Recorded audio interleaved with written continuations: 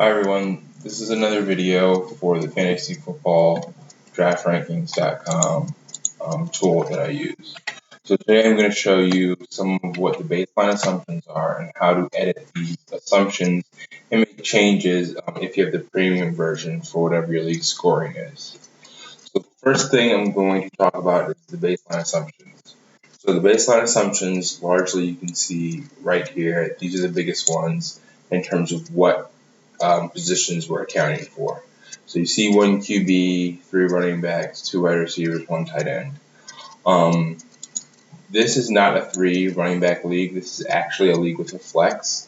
I choose to favor running back slightly just because most of the times, unless it's a PPR, it's better to start a running back in your flex than a wide receiver.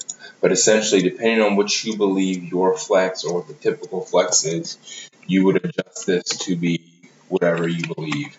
So in this case, you could say, I think it's going to be half and half the flex between wide receiver and running back, and it'll say 2.5. That's how deep you want to go. You can also say there's a chance someone keeps a tight end, and it'll adjust the value of tight ends, making that a deeper position. So whatever you think the makeup of your flex is, that's how you can change your league settings. So that's the first thing. The second thing I'll talk about is the baseline assumptions. So one of the things I do when I go through my baseline assumptions is I look at a few different fantasy sites. There's a few people I trust a lot more as analysts. I feel they're much better. They don't just go purely by random stats. They actually look at film and do things that are a little more rigorous.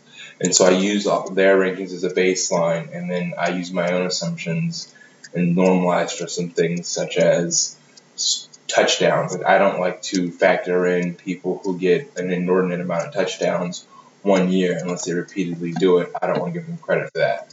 So, and another example would be big games. So for example, Doug Martin, I have as my RB7 right here. And that is largely because last year a lot of his points came from one or two games. There was a 50-point game and then a 30-point game. And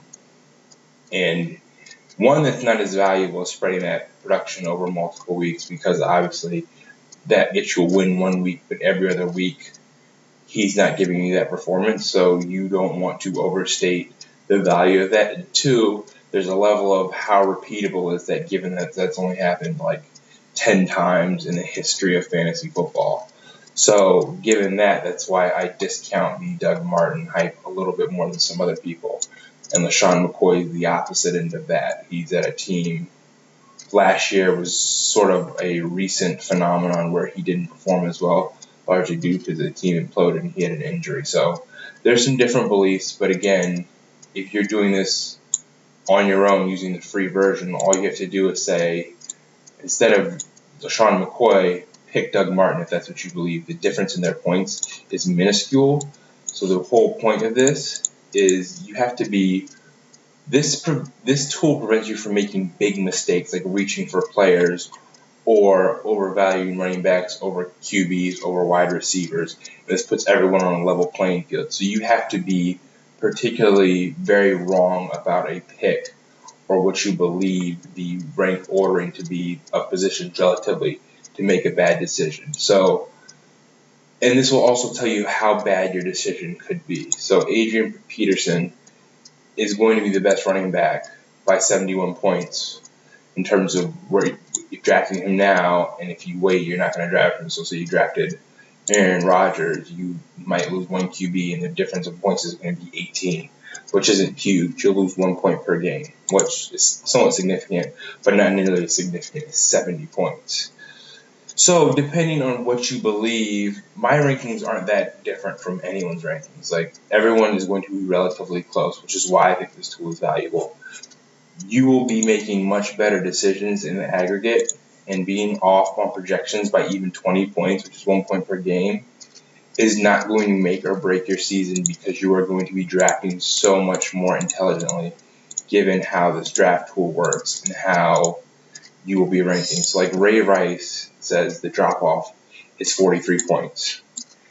If you don't think Ray Rice is third, you can pick any of these running backs and the difference will not be will still be huge. Like, you could pick Jamal Charles. He's projected at 230 if you think he's better than Ray Rice, and it's still a better pick than the rest of these positions.